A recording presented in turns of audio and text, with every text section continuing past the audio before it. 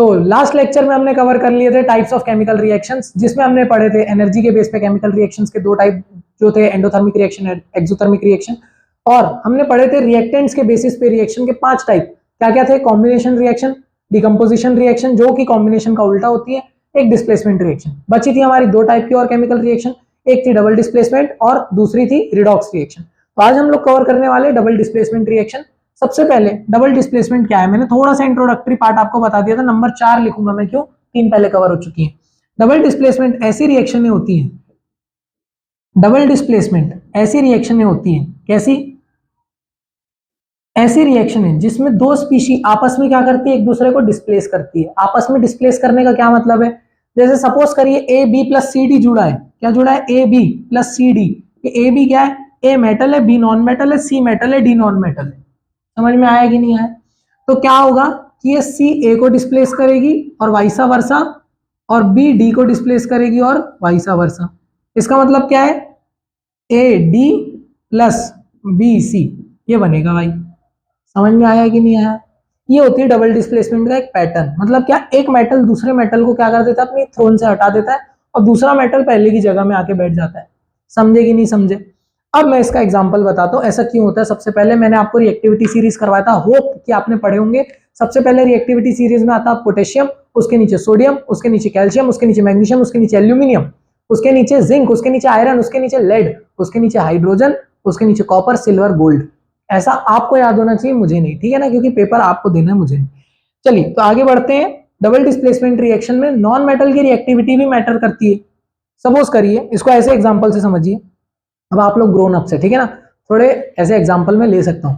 Suppose करिए कि आपको अपना लाइफ पार्टनर ढूंढना है, आप कलेक्टर हैं, तो आप ऐसा कोशिश करेंगे ना कि आप भी आईएएस या आईपीएस कैडर का कोई ढूंढे, मतलब एक सेम लेवल पे। ऐसे ही होता है मेटल्स नॉन मेटल के साथ भी। क्या? कैडर सेम होना चाहिए। कैडर सेम होना चाहिए का मतलब क्या है कि कोई भी जाके अपने लो लेवल में, बहुत ही कम लोग ढूंढते हैं ना, लो लेवल में जाके कोई नहीं ढूंढता है, सब एक अपना लेवल मैच करते हैं, ठीक है ना, सबका एक अपना अपना वो एक पसंद नापसंद रहती है। सेम यहाँ पे भी जो हाईली रिएक्टिव मेटल होता है वो highly reactive non metal species के साथ जुड़ता है केमिस्ट्री के अंदर भी। जैसे सपोज करिए एग्जांपल में लेता हूं AgNO3। AgNO3 मतलब क्या होता है? Silver nitrate plus NaCl, that is sodium chloride. मैं इनके नाम भी लिख देता हूं नीचे, नहीं तो आप बोलेंगे भैया तूने नाम नहीं लिखा। सो ये है सिल्वर नाइट्रेट और ये क्या? Sodium chloride. जब आप इनको रिएक्शन करवाते हैं तो क्या बनता है पता है? ये बनेगा sodium nitrate NaNO3 plus AgCl।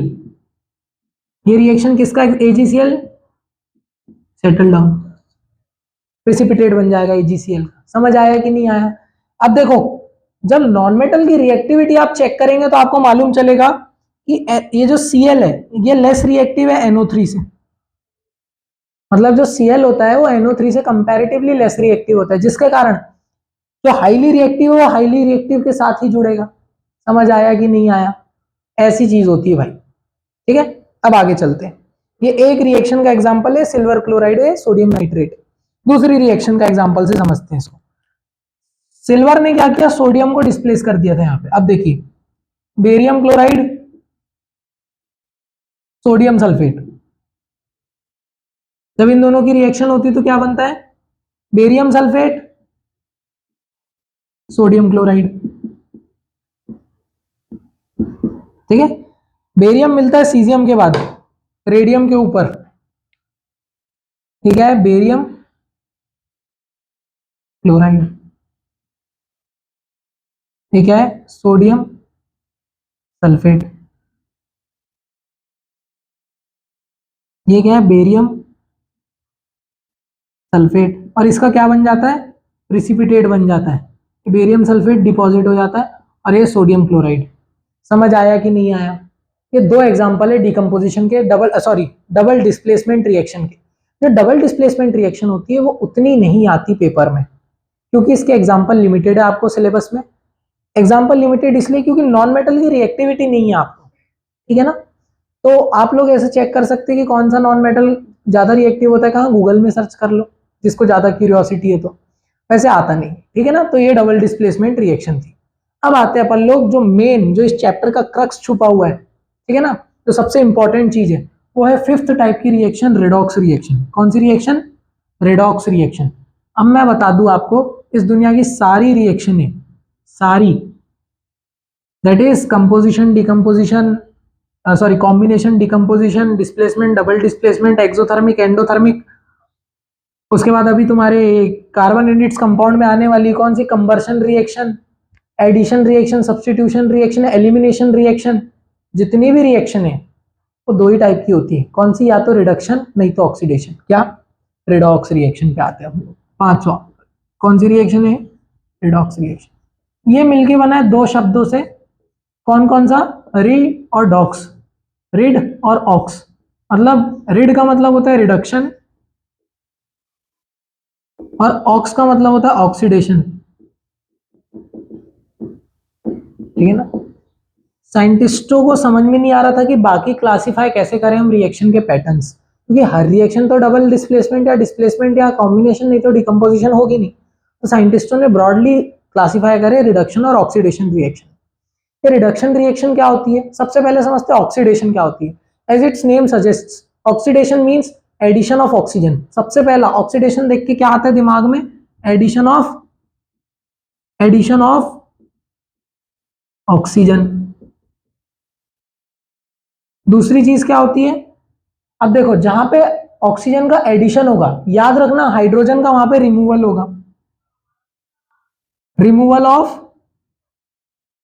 Removal of hydrogen. इसका क्या अर्थ है? इसका यह अर्थ है, अगर कहीं पे ऑक्सीजन ऐड हो रहा है तो उसको क्या बोलेंगे? ऑक्सीडेशन बोलेंगे। या कहीं हाइड्रोजन रिमूव हो रहा है तो भी उसको ऑक्सीडेशन बोलेंगे। तीसरी डेफिनेशन है इसकी, इलेक्ट्रॉन का रिमूवल, रिमूवल ऑफ इलेक्ट्रॉन। अब इसको कैसे याद रखेंगे? याद रखना जो हाइड्रोजन का होगा वही इलेक्ट्रॉन का भी होगा, ठीक है ना। अब देखते हैं रिडक्शन की ओर। कभी भी अगर एडिशन ऑफ हाइड्रोजन हो जाए,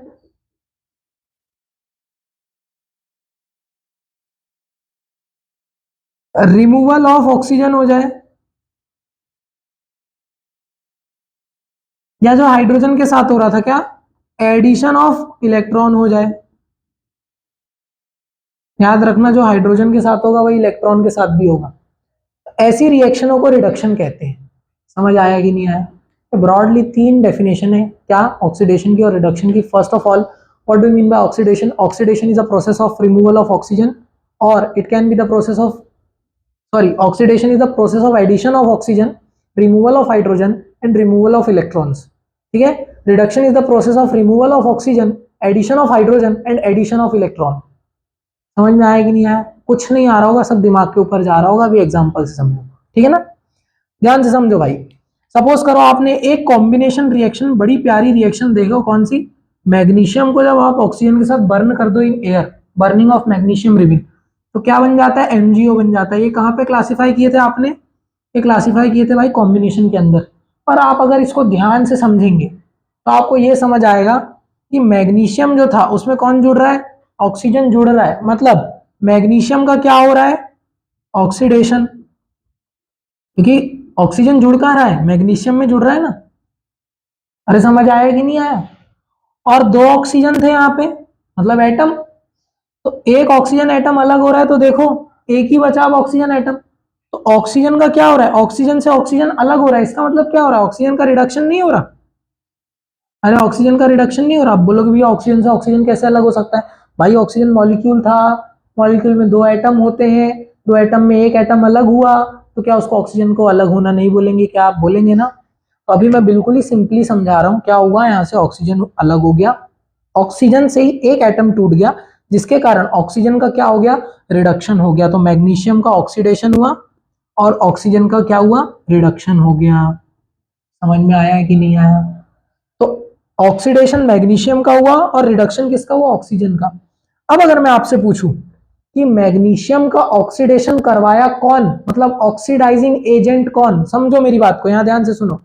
मैग्नीशियम का ऑक्सीडेशन करवाया कौन, मतलब ऑक्सीडाइजिंग एजेंट कौन? क्या बोल रहा हूं मैं? ऑक्सीडाइजिंग एजेंट कौन?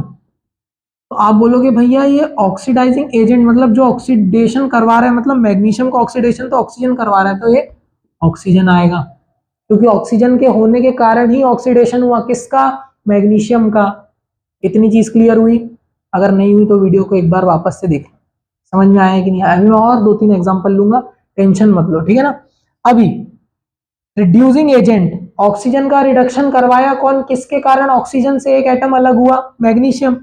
तो अगर मैं पूछूंगा भाई रिड्यूसिंग एजेंट कौन, तो आप क्या बोलेंगे, भैया रिड्यूसिंग एजेंट कौन, मैग्नीशियम के कारण हुआ तो मैग्नीशियम। पर यहाँ देखो मैग्नीशियम तो खुद ऑक्सीडेशन हो रहा है ना, वहां रिड्यूस करवा रहा है। ध्यान से एक चीज समझना, आपके दोस्त आपका मन पढ़ाई में नहीं लगवाते ना, पर खुद पढ़ के आगे निकल जाते हैं, सेम यही चीज होती है। खुद का ऑक्सीडेशन तो सामने वाले का रिडक्शन हो जाता है। अगर एक स्पीशी ऑक्सीडाइज हो रही है तो सामने वाली स्पीशी ऑटोमेटिकली रिड्यूस हो जा रही है, और अगर एक स्पीशी रिड्यूस हो रही है तो सामने वाली स्पीशी ऑटोमेटिकली ऑक्सीडाइज हो जा रही है। एक वाइसा वर्सा प्रोसेस चलता है। समझ आया कि नहीं आया? चलिए ध्यान से समझेंगे। अभी एक और रिएक्शन का मैं एग्जांपल लेता हूं, ठीक है, इतना क्लियर हुआ होगा। अभी मैं डेफिनेशन में मिटा ले रहा हूं, होप कि आपने अपनी कॉपी में लिख लिए होंगे, ठीक है ना। इसके बहुत सारे रियल लाइफ एग्जांपल भी आते हैं एक से एक, ठीक है ना।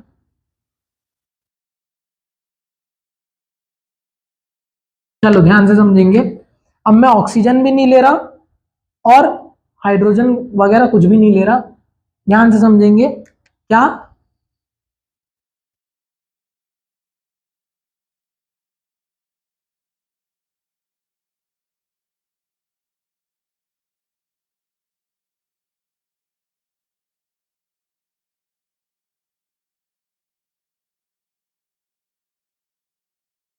चलो एक पहले ऑक्सीजन वाले प्रोडक्ट ले लेते हैं। कौन सी रिएक्शन थी कमेंट करके बता देना है।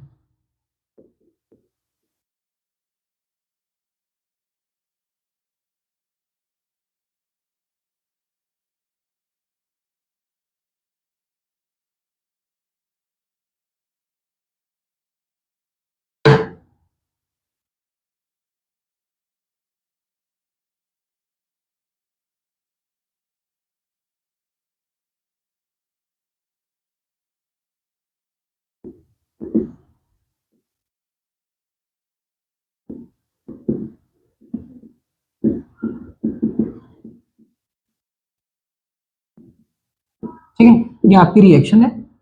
अब देखिए यहाँ पे ध्यान से समझिएगा, ठीक है ना। सबसे पहले तो एल्यूमिनियम के साथ कोई ऑक्सीजन ऑक्सीजन जुड़ा है नहीं, और प्रोडक्ट में देख रहे हैं हम क्या हो रहा है, एडिशन ऑफ ऑक्सीजन हो रहा है। क्या हो रहा है, एडिशन ऑफ ऑक्सीजन हो रहा है। इसका मतलब क्या होगा इसका, according to the definition of oxidation, the addition of oxygen is known as oxidation reaction. और आयरन ऑक्साइड के ऊपर से क्या हट रहा है, ऑक्सीजन हट रहा है। देखो पहले इसके साथ ऑक्सीजन जुड़ा हुआ था, अब उसके साथ ऑक्सीजन हट चुका है। इसका मतलब क्या है, removal of oxygen is known as reduction reaction, ठीक है। अब मैं आपसे बोलूं कि रिड्यूस कौन हुआ, कौन रिड्यूस हुआ, तो भाई आयरन ऑक्साइड रिड्यूस हुआ। क्यों रिड्यूस हुआ, क्योंकि ऑक्सीजन हटा ना भाई आयरन ऑक्साइड से। मैं आपसे पूछूं कि ऑक्सीडाइज कौन हुआ, तो आप बोलेंगे एल्यूमिनियम ऑक्सीडाइज हुआ, क्योंकि एल्यूमिनियम के साथ जाके जुड़ा ना बाद में ऑक्सीजन। फिर मैं आपसे पूछूं कि एल्यूमिनियम को ऑक्सीडाइज कौन कराया, तो आप क्या बोलेंगे, आयरन ऑक्साइड कराया। और अगर मैं आपसे पूछूं कि आयरन ऑक्साइड को रिड्यूस कौन कराया, तो आप बोलेंगे एल्यूमिनियम करवाया। समझ में आया कि नहीं आया? अब मैं आपको बता दे रहा हूं, कुछ बच्चों की मैंने कॉपी चेक किया था, वो कैसे करते मालूम, 4 चीज पूछा है, reducing agent, oxidising agent, reduced species और ऑक्सीडाइज्ड स्पीशी। वो क्या करते हैं, सीधे ऐसे पूरे चारों के नाम लिख देते हैं। भाई रिएक्टेंट के नाम ही लिखना है, प्रोडक्ट का कोई रोल नहीं होता। प्रोडक्ट का रोल सिर्फ देखने में होता है कि पहले क्या नहीं था और बाद में क्या बना। ये कभी आंसर के फॉर्म में, प्रोडक्ट का इंपैक्ट रिएक्शन पे कभी नहीं पड़ता, रिएक्टेंट का इंपैक्ट रिएक्शन पे पड़ता है, याद रखना। और हम यहाँ रिएक्शन की बात कर रहे हैं because redox is a type of reaction, ठीक है ना, रिडक्शन और ऑक्सीडेशन रिएक्शन। तो इस चीज को दिमाग में जरूर रखना है ना, प्रोडक्ट के नाम लिख के मत आ जाना। अब यहाँ पे मैं आप आगे बताना चाहता हूँ, एक और रिएक्शन का एग्जाम्पल लेंगे। सपोज करिए एक एसिड है, कौन सा एसिड है, H2SO4 नाम का एक एसिड है, जिसको किंग ऑफ एसिड्स भी बोलते हैं, जिसको ऑयल ऑफ विट्रॉल भी बोलते हैं, विट्रॉल या विट्रॉल जो भी बोलना है। इसको अगर मैं जिंक के साथ डाल देता हूं तो क्या बनेगा, zinc sulphate plus hydrogen gas. अब क्लियरली दिख रहा है क्या, इससे हाइड्रोजन का क्या हुआ है, रिमूवल। क्या हुआ है, removal of hydrogen. Removal of hydrogen is oxidation. और जिंक में क्या हुआ है, अब एक का ऑक्सीडेशन हो रहा है। हाँ, अब यहाँ पे ध्यान से समझिए, मैंने जानबूझ के इसका एग्जांपल लिया था ये बताने के लिए कि एक तो आपने समझ गए कि हाइड्रोजन रिमूव हो रहा है तो ऑक्सीडेशन। जिंक को कैसे समझोगे, ध्यान से समझना। जिंक के ऊपर था कितना चार्ज, 0। और जब भी कोई स्पीशी आयनिक फॉर्म में प्रोडक्ट बनाती है, मतलब मेटल नॉन मेटल साथ में जुड़ते हैं, तो क्या होता है कि मैंने आपको बताया कि SO4 के ऊपर -2 चार्ज रहता है। अब आप एक चीज दिमाग लगाइए, क्या इस पूरे कंपाउंड के ऊपर कोई चार्ज है, नहीं है ना, इलेक्ट्रिकली न्यूट्रल है। इसका मतलब अगर इस कंपाउंड के अंदर सल्फेट में अगर -2 चार्ज रहेगा तो जिंक में भी +2 चार्ज रहेगा। Logically, to maintain the electrical neutrality, there will be a +2 charge on zinc because there is a -2 charge on sulfate ion। समझ आया कि नहीं आया। अब देखिए 0 से जब 2 इलेक्ट्रॉन की मतलब +2 में गया, मतलब इसने क्या किया, लॉस ऑफ इलेक्ट्रॉन किया। अरे लॉस ऑफ इलेक्ट्रॉन किया, लॉस ऑफ इलेक्ट्रॉन क्यों किया, क्योंकि गेन वो कर, मेटल गेन नहीं करते, मैंने आपको पिछले लेक्चर के अंदर बता दिया हूं। समझ में आया कि नहीं आया, मेटल हमेशा प्लस आयन बनाते हैं, कैट आयन बनाते हैं, इसलिए गेन नहीं किया, लूज किया इलेक्ट्रॉन को।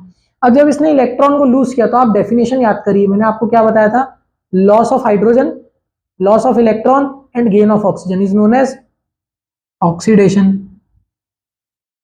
अब यहाँ पे एक चीज को ऑब्जर्व करिए, तो यहाँ पे देखते हैं ये रिएक्शन में क्या हुआ है। सबसे पहले देखेंगे यहाँ H2SO4 लिखा है, इससे हाइड्रोजन निकल रहा है, इसको होना चाहिए था ऑक्सीडेशन, क्योंकि removal of hydrogen is known as oxidation. यहाँ पे मैंने आपको बताया 0 से +2 चार्ज जा रहा है, इसका मतलब क्या हो रहा है, ये भी रिडक्शन, ये भी ऑक्सीडेशन हो रहा है, loss of electron is known as oxidation. तो क्या मैंने गलत पढ़ाया, क्या रिडॉक्स का एग्जाम्पल नहीं है, ध्यान से समझेंगे। अब मैं इसको ऐसे लिखे रहने दे रहा हूं, ठीक है ना। अब थोड़ा सा डीप डाइव करेंगे केमिस्ट्री के अंदर। मैंने गलती से थोड़ा हायर क्लास का एग्जांपल ले लिया, गलती से नहीं लिया हूं, जानबूझ के लिया हूं, आपको मेरे को इलेक्ट्रॉन का कंसेप्ट पढ़ाना है, ठीक है ना। ध्यान से समझेंगे। ये जो H2SO4 है, ये H2SO4 जिंक के साथ कब तक रिएक्ट नहीं कर सकता, जब तक ये एक्वस स्टेट में ना आए। आप अपनी बुक उठा के देखना, हर रिएक्शन में H2SO4 एक्वस होगा। एक्वस H2SO4 में क्या होता है, सबसे पहले जो H2SO4 होता है वो ब्रेक डाउन होता है किसमें, H+ आयन में और SO4 2- आयन में। समझ में आया कि नहीं आया, अभी तो कुछ भी नहीं है, अभी नॉर्मली चल रही है रिएक्शन। ये जिंक था, जिंक के पास एक भी क्या नहीं है, मतलब जितने प्रोटॉन उतने इलेक्ट्रॉन, मतलब एक भी चार्ज नहीं है, जिंक आयन नहीं। अब मैंने इसमें जिंक की रॉड डाला, क्या किया मैंने, जिंक की रॉड डाला, तो जिंक की रॉड क्या करेगी, जिंक ने अपने जो सरफेस पे, सपोज करिए ये बीकर है, यहाँ पे मैंने जिंक की रॉड डाला, तो सरफेस पे क्या करी, इलेक्ट्रॉन जिंक ने छोड़ दिया और ये आयन फॉर्म में जिंक 2+ आयन बना लिया, कहा, सोल्यूशन के अंदर, क्योंकि आयन हमेशा सॉल्यूशन के अंदर ही एग्जिस्ट करते हैं। तो जिंक ने क्या किया, इलेक्ट्रॉन को वहीं छोड़ा और क्या बना लिया, Zn2+ बना लिया। अब according to the reactivity series, क्या ये जो चीज है भाई, Zn2+ और SO4 2- ये साथ में जुड़ेगी, क्यों, because zinc is more reactive than hydrogen, ठीक है, ये मैंने आपको पढ़ाया। तो इनने क्या बना लिए, अगर मैं रिएक्शन को समअप करूं तो इनने क्या बना लिए, ZnSO4 बना लिए, जिंक सल्फेट बना लिए, प्लस ये जो 2 इलेक्ट्रॉन है किसके पास गए, हाइड्रोजन आयन के पास गए, मतलब, और ये जब 2 इलेक्ट्रॉन हाइड्रोजन आयन के पास जाएंगे तो हाइड्रोजन गैस रिलीज हो गई। समझ आया कि नहीं, ये पूरी ब्रेकडाउन है इस रिएक्शन का। मतलब दिख तो एक ही रही है, पर जब आप इसको पार्ट्स में स्टडी करेंगे तो इसके 3-4 पार्ट आते हैं। समझ गए कि नहीं समझे। अभी देखिए, ऐसे में लिखा हूं तब दिख रहा है कि हाइड्रोजन ने इलेक्ट्रॉन को एक्सेप्ट करके H2 बनाया है। समझ में आया कि नहीं आया, हाइड्रोजन गैस बनाया है। बस यहीं पे जो रिमूवल ऑफ हाइड्रोजन था, ये डेफिनेशन क्या हो जाती है, गलत हो जाती है, और ये क्या, यहाँ पे क्या आ जाएगा, गेन ऑफ इलेक्ट्रॉन, क्या आ जाएगा, गेन ऑफ इलेक्ट्रॉन आ जाएगा। और गेन ऑफ इलेक्ट्रॉन क्या होता है, रिडक्शन होता है, ठीक है। अब ये बन गई रिडॉक्स रिएक्शन। मैंने आपको क्यों पढ़ाया ये चीज, साइंटिस्टों के सामने एक बहुत बड़ी दुविधा आ रही थी, एक बहुत बड़ा डायलेमा आ रहा था कि there are not always oxygen and hydrogen present in any reactant, so what is the classification basis, है ना, किस बेसिस पे क्लासिफाई करें। तब साइंटिस्टों ने बोले, on the basis of giving an intake of electron we should classify the reactions on 2 types, that is redox जब रिडक्शन और ऑक्सीडेशन में ऑक्सीजन और हाइड्रोजन अलग अलग हो गए, कुछ रिएक्शनों में आ नहीं रहे थे, डायलीमा आ रहा था, गलत क्या सही क्या, तब साइंटिस्टों ने स्टैंडर्ड क्या माने, the giving away and intake of electron को साइंटिस्टों ने स्टैंडर्ड माने। समझ गए कि नहीं समझे? ये रिएक्शन उसका क्लासिक एग्जांपल है।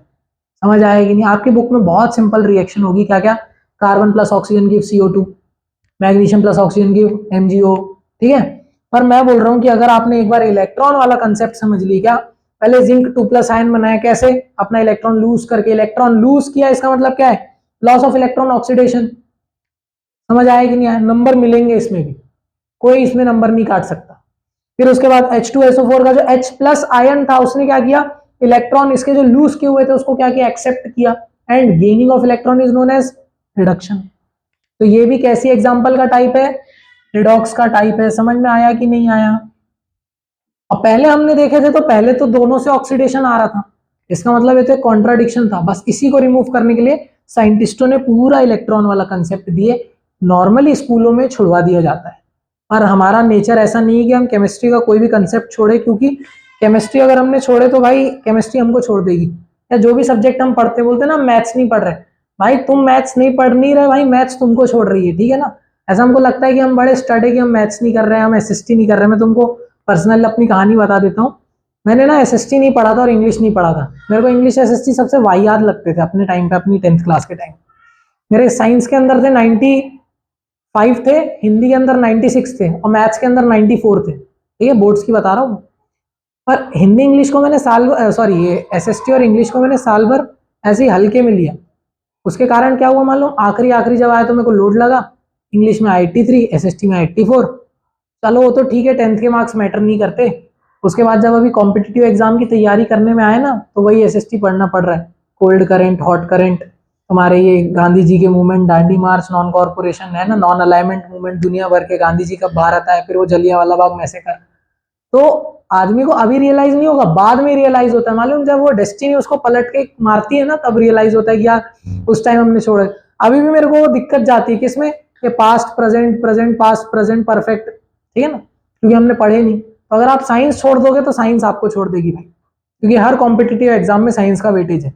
जिसको साइंस आगे कंटिन्यू करना है, मैं उनसे बात कर रहा हूँ, कॉमर्स वाले और आर्ट्स वाले, ठीक है, मेरी आपसे बातचीत नहीं हो रही, आप इतना पढ़ रहे हैं वही बहुत है, ठीक है ना। चलो आगे चलते हैं, अभी एक एग्जांपल और लेते हैं रिडॉक्स का, एक एग्जांपल और लेंगे रिडॉक्स का। तो अभी हम लोग देखने वाले तीसरा एग्जांपल रिडॉक्स रिएक्शन का। इस एग्जांपल में देखिए, कॉपर ऑक्साइड है, हाइड्रोजन है, कॉपर है और H2O है। बाय प्रोडक्ट, ये जो प्रोडक्ट है वो कॉपर और H2O है, और जो रिएक्टेंट है वो कॉपर ऑक्साइड प्लस हाइड्रोजन है। अब देखिए, जो हाइड्रोजन है, हाइड्रोजन ने क्या करी, हाइड्रोजन में ऑक्सीजन ऐड हुआ, क्या हुआ इसमें, एडिशन ऑफ ऑक्सीजन हुआ, एडिशन ऑफ ऑक्सीजन हुआ। और कॉपर ऑक्साइड में क्या हुआ, रिमूवल ऑफ, क्या हुआ इसमें, रिमूवल ऑफ ऑक्सीजन हुआ, ठीक है। ये तो पहली डेफिनेशन। सपोज करिए मैंने बोल दिया कि चलो ऑक्सीजन के पर्पज से नहीं है, मेरे को दूसरे पर्पज से बताइए, ये दूसरे तरीके से बताइए कि ऑक्सीडेशन हो रहा है कि रिडक्शन। तो आप क्या चेक करेंगे, ये जो कॉपर ऑक्साइड है इसमें क्या हुआ, ये +2 और ये -2 होगा। ये कॉपर की वैलेंसी कितनी होती है पता नहीं, ऑक्सीजन की कितनी होती है 2, और वो क्या करता है, सामने वाले से इलेक्ट्रॉन एक्सेप्ट करता है, इसलिए -2 उस पर क्या चढ़ा, ऑक्सीडेशन नंबर चढ़ा। तो देखो +2 से अगर कोई भी चीज सॉलिड है तो उस पर कितना चार्ज, 0। तो +2 से 0 गया, मतलब इलेक्ट्रॉन उसने क्या किया, एक्सेप्ट किया। +2 से 0 में जाना, +2 को मेरे को 0 बनाना है, तो मैं क्या ऐड कर दूं कि 0 बन जाए, -2 कर दूं ऐड, तो 0 बन जाएगा वो। अरे समझ आया कि नहीं आया? तो इसने क्या किया, 2 इलेक्ट्रॉन को एक्सेप्ट किया, इसका मतलब क्या है, एक्सेप्टिंग इलेक्ट्रॉन्स। एक्सेप्टिंग इलेक्ट्रॉन्स की डेफिनेशन क्या है, एक्सेप्टिंग इलेक्ट्रॉन्स की डेफिनेशन क्या है। अच्छा, अब यहां पे एक चीज और समझना है, कॉपर ऑक्साइड में एक्सेप्टिंग इलेक्ट्रॉन, ये डेफिनेशन कब लगेगी, मैं अभी ये इसीलिए मैं आपको बता रहा हूं। और यहाँ पे जो हाइड्रोजन है, ये पहले कितना चार्ज था, 0 था, और यहाँ पे क्या हो गया, +2 हो गया। मतलब इनने क्या किया, इनने लूज इलेक्ट्रॉन कर दिया, क्या किया, loss of electron. Loss of electron क्या होता है, लॉस ऑफ इलेक्ट्रॉन क्या होता है, लॉस ऑफ इलेक्ट्रॉन होता है ऑक्सीडेशन, याद होगा, oxidation, oxidation is gain of electron, loss of hydrogen, loss of electron, loss of electron क्या है ये? ऑक्सीडेशन रिएक्शन है। क्या है ये? ऑक्सीडेशन रिएक्शन है। और ये दूसरी वाली क्या है? रिडक्शन रिएक्शन है। दोनों डेफिनेशनों से देख लो, मेरे को यही बताना था। क्या बताना था? कि आप डेफिनेशन कोई भी लगाएं आपका आंसर करेक्ट निकलेगा, ये बताना था मेरे को। आपको समझ आया कि नहीं आया? इलेक्ट्रॉन के कंसेप्ट से देखिए, वो हर जगह लगता है और वो फिजिबल भी। आप अगर अभी से इलेक्ट्रॉन्स को गिनने लगे, इलेक्ट्रॉन देखने लगे कहां से कहां जा रहा है, आपको मैं गारंटी बताता हूं आप बहुत एक्सेल कर लेंगे। केमिस्ट्री को तो एक्सेल कर लेंगे। आपको समझ में आया कि नहीं? 11 12 में बहुत कम दिक्कत होगी फिर, है ना, क्योंकि ऑर्गेनिक केमिस्ट्री बचा है, इसलिए मैं बोल नहीं सकता। मैं होप करता हूं आपको 3 एग्जांपलों से ऑक्सीडेशन और रिडक्शन रिएक्शन समझ आ गई होगी। अब हम आगे चलते इफेक्ट्स ऑफ रिडॉक्स रिएक्शन की तरफ। देखो, रिडॉक्स रिएक्शन के 2 इफेक्ट है। क्या बोल रहा हूं मैं? ऑक्सीडेशन के 2 इफेक्ट है, रिडॉक्स के नहीं। ऑक्सीडेशन के आते हैं 2 इफेक्ट। सबसे पहला तो कोरोजन आता है। कोरोजन क्या है मैं बताता हूं। और दूसरा तो आता है रेंसिडिटी। कोरोजन का मतलब होता है किसी भी चीज का खराब होना, किसी भी मेटल का ऑक्सीडाइज हो जाना। मेटल का ऑक्सीडाइज हो जाना या उसकी फ्रंट लेयर पे कुछ ना कुछ केमिकल कंपाउंड का फॉर्मेशन हो जाना जिससे वो खराब हो जाए, कोरोड हो जाए। कोरोड का मतलब होता है खराब हो जाना, डिस्ट्रॉय हो जाना। What is the definition of corrosion? The gradual destruction of metal by any chemical such as moisture, oxygen or any other chemical present in the gas or atmosphere is known as corrosion. ये definition है, आपको याद होनी चाहिए। आपको paper में लिखने आता है। बच्चे क्या लिखते हैं मालूम? आयरन का ऑक्सीडेशन हो जाना। भाई, आयरन का ऑक्सीडेशन होना रस्ट होता है, और वो सिर्फ आयरन पे आप उसको सीमित मत रखिए। कोरोजन मतलब क्या? एक ऑल ओवर होलिस्टिक डिस्ट्रक्शन को कोरोजन बोलते हैं। ऐसा नहीं है कि जिंक है तो उसमें कोरोजन नहीं हो रहा और आयरन है तो उसमें कोरोजन हो जा रहा है। समझ आया कि नहीं आया? सबका कोरोजन अलग अलग तरीके से होता है, ठीक है। तो कोरोजन एक बहुत ही एक ग्लोबल लेवल की डेफिनेशन है। ग्लोबल बोले तो इसमें एक बहुत वाइड वैरायटी ऑफ क्या आ जा रहे हैं, मेटल्स, नॉन मेटल्स आ जा रहे हैं, ठीक है ना। अब देखिए कोरोजन मतलब क्या। सपोज करिए आयरन में ऑक्सीजन का रिएक्शन हो रहा है। सपोज करिए आयरन में ऑक्सीडेशन हो रहा है, ऑक्सीजन का रिएक्शन हो रहा है। तो जब ऑक्सीजन का रिएक्शन होता है तो ये क्या हो जाता है? ये हो जाता है आपका रस्ट। ये कोरोजन है आयरन के केस में। अगर कॉपर की रिएक्शन कार्बन डाइऑक्साइड से हो गई प्लस ऑक्सीजन से हो गई तो ये क्या बना लेता है? कॉपर कार्बोनेट बना लेता है। ये कॉपर के केस में रस्ट हरे कलर का होता है। समझ में आएगी नहीं? कॉपर के केस में कोरोजन है, कॉपर हरे कलर का हो जाता है, ठीक है। उसके बाद सिल्वर एजी आर्जेंटम में हाइड्रोजन सल्फाइड गैस जब डालते हैं तो एजीएस बना लेता है, Ag2S, that is hydrogen sulphide, sorry silver sulphide. ये ब्लैक कलर का होता है। चांदी साफ कराने जाते हैं आप लोग, क्यों? क्योंकि सिल्वर सल्फाइड ब्लैक कलर का होता है, आता है colour. What is the colour of silver sulphide? That is the formula of silver sulphide and its colour is black and it is due to the presence of hydrogen sulphide gas in the atmosphere. बहुत कम मात्रा में होती है पर silver को खराब करती है। एक चीज और है, जो हाइड्रोजन सल्फाइड गैस है ना, इसकी स्मेल कैसी होती है? कहीं नोट डाउन कर लीजिएगा। It smells like rotten egg, सड़े हुए अंडे के जैसी बदबू होती है इसकी। समझ आया कि नहीं आया? तो ये सब चीजें बहुत बहुत छोटी छोटी चीजें, ये कोरोजन है, ठीक है ना। कोरोजन के 3 एग्जांपल, सबका अलग अलग के साथ होता है, ठीक है। अब आते हैं रेंसिडिटी पे। What do you mean by rancidity? The slow या the gradual destruction of taste of and quality of food is known as क्या? रेंसिडिटी। समझे कि नहीं समझे? क्या खाने का धीरे धीरे खराब हो जाना। कब? जब वो मॉइस्चर की प्रेजेंस में आए, जब वो एयर की प्रेजेंस में आए, ऑक्सीजन की प्रेजेंस में आए, ठीक है ना। क्या होता है यहाँ पे? जब ऑक्सीजन की प्रेजेंस में आता है खाना तो उसमें प्रेजेंट, अब खाने में क्या क्या प्रेजेंट है आपने लाइफ प्रोसेस में पढ़े होंगे। ऑयल्स प्रेजेंट है, प्रोटीन्स प्रेजेंट है, ग्लूकोज प्रेजेंट है। ग्लूकोज मतलब कार्बोहाइड्रेट्स प्रेजेंट है। ये क्या होते हैं? जब हवा के कांटेक्ट में आते हैं, एरियल कांटेक्ट में, तो क्या होता है? ग्लूकोज अपने आप ही वहां पे एंजाइम्स के साथ मिलके अपने सिंपलर फॉर्म में आना चालू हो जाता है। क्या हो जाता है? अपने सिंपलर फॉर्म में आना चालू हो जाता है। पैकेट्स में क्यों नाइट्रोजन गैस डालते हैं? पैकेट्स में नाइट्रोजन गैस डालते क्यों डालते हैं? कि वो एयर के कांटेक्ट में ना जाए। लेस का जब आप पैकेट खरीदते होंगे तो देखते होंगे अच्छा फूला पैकेट है, वही वाला लेते होंगे। नॉर्मल ऐसा पिचके पुचके वाले नहीं लेते होंगे आप लोग पैकेट, है ना। क्यों? क्योंकि अगर नाइट्रोजन गैस जब तक है तब तक वो चीज खराब नहीं हो सकती। क्यों? क्योंकि नाइट्रोजन गैस उसको एक ओवरऑल इनर्ट एटमोस्फियर दे रही है। कहीं वो जो खाने के जो ट्रांस फैट, फैट, ग्लूकोज है ना, ये सब हवा एरियल ऑक्सीजन के साथ रिएक्ट ना करे, ठीक है ना। सबसे पहले रेंसिडिटी की डेफिनेशन आप समझ गए क्या? पहला, the gradual destruction of taste and quality of food is known as rancidity. In rancidity the present the substances present inside the food, that is proteins, vitamins और carbohydrates, react with aerial oxygen to form its simpler compounds. Because of that, the taste destroys and the grade of food also destroys. To prevent rancidity, companies जैसे artificial companies क्या डालती है, nitrogen gas, एक और चीज डालती है क्या, BHA मतलब ब्यूटाइल हाइड्रोक्सी एनिसोल, क्या होता है, ब्यूटाइल हाइड्रोक्सी एनिसोल, और एक और चीज डालती है BHT, ब्यूटाइल हाइड्रोक्सी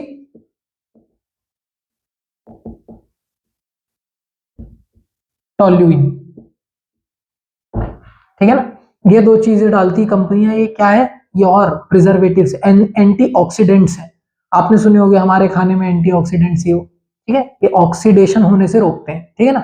एक और चीज, रेंसिडिटी अगर होने से बचाना है तो क्या, पिकल्स में अपन लोग क्या करते हैं, ऊपर तक अप टू द ब्रिम तेल भरते हैं उसमें, ब्रिम बोले तो उसके मुंह तक, गले तक, समझ में आएगी नहीं, तेल क्यों भरते हैं, बिकॉज ऑफ ऑयल, जो ऑक्सीजन है वो जा नहीं पाती कहाँ, पिकल की मॉइस्चर तक, क्योंकि अगर मॉइस्चर तक चलेगी वापस से ऑक्सीडेशन होगा, ठीक है ना। उसके बाद जैम में बहुत शुगर डालते हैं, ठीक है, ये सब प्रिजर्वेटिव्स का काम करते हैं, आपको आते हैं राइट दी प्रिजर्वेटिव्स, ठीक है, तो आप लिख सकते हैं क्या, सॉल्ट्स है प्रिजर्वेटिव, उसके बाद BHA BHT और नाइट्रोजन गैस, ठीक है ना, इट प्रिवेंट्स रेंसिडिटी। अब आते हैं कोरोजन के प्रिवेंशन पे, किसके, मेटल्स के। सबसे पहला प्रिवेंशन क्या है, पेंटिंग, पेंट कर देते लोहे की सरफेस पे, ठीक है, ये देखिए इसके ये भी कोरोजन हो रहा है, हल्का हल्का ब्लैक दिख रहा होगा, ये भी कोरोड हो गया, ठीक है ना, पेंट नहीं है ना इसमें, ये मेटल डायरेक्टली किसके कांटेक्ट में, एयर के कांटेक्ट में, इसीलिए। दूसरी मेथड है गैल्वेनाइजेशन, ये गैल्वेनाइजेशन क्या होता है, द डिपिंग ऑफ, ये आपको वापस आने वाला है मेटल नॉन मेटल चैप्टर के अंदर, तो मैं वहां पे रिपीट नहीं करवाऊंगा, वहां पे मैं क्या बोलूंगा कि लेक्चर नंबर ये देख कर आओ, समझ आया कि नहीं आया, आई बटन में दे दूंगा मैं। गैल्वेनाइजेशन क्या होता है, galvanisation is the process of coating of molten zinc on the surface of iron. इसका मतलब क्या है, एक आयरन को डिप कर देना मोल्टन जिंक पे, उसके ऊपर अपने आप लेयर चढ़ जाएगी, क्यों, जिंक तो ज्यादा रिएक्टिव होता है आयरन से, फिर भी आप गैल्वेनाइजेशन करवा रहे हो। भाई सबकी एक प्रॉपर्टी होती है, जिंक जब जिंक ऑक्साइड के साथ रिएक्ट करता है ना, उसकी जो टॉप लेयर होती है ना, वो प्रोटेक्टिव लेयर होती है, वो फर्दर जिंक के कोरोजन को प्रिवेंट करती है, मतलब उसको कोरोड होने से रोकती है, ये चीज होती है जिंक के साथ, इसलिए गैल्वेनाइजेशन में जिंक की लेयर चढ़ाते हैं। एक मेथड होती है ग्रीसिंग, ग्रीसिंग का मतलब क्या है, आपने अपनी गाड़ियों में या अपनी साइकिल्स में वहां पे गियर जहां पे लगे रहते हैं वहां पे ग्रीस डाले, क्यों डाले, क्योंकि अगर वो एक बार रस्ट हो गया तो घूमेगा नहीं ठीक से फ्रीली, इसलिए उसमें ग्रीसिंग डालते हैं ताकि डिलेड रस्टिंग हो, रस्टिंग ना हो। एक और होता है इलेक्ट्रोप्लेटिंग, इलेक्ट्रोप्लेटिंग में क्या करते हैं, वो मेटल नॉन मेटल में देखेंगे, थोड़ा वाइट टॉपिक है, ठीक है ना। तो ये था क्या, कोरोजन, कोरोजन को कैसे प्रिवेंट करना है, रेंसिडिटी, रेंसिडिटी को कैसे प्रिवेंट करना है। इस लेक्चर में हमने इसके पहले रिडॉक्स रिएक्शन देखे, रिडॉक्स में रिडक्शन अच्छे से देखे और ऑक्सीडेशन अच्छे से देखे, तीन तीन डेफिनेशन ईच देखे, तीन एग्जांपल देखे, समझ में आया कि नहीं आया, मैंने दो तरीके से आपको एग्जांपल्स एक्सप्लेन करके बताया, और उसके पहले हमने देखे थे डबल डिस्प्लेसमेंट रिएक्शन। चैप्टर ये होता है यहाँ पे एंड। अब इसके बाद हम लोग स्टार्ट करने वाले एसिड बेसिस एंड सॉल्ट्स। तो आज के लिए इतना ही, जय हिंद।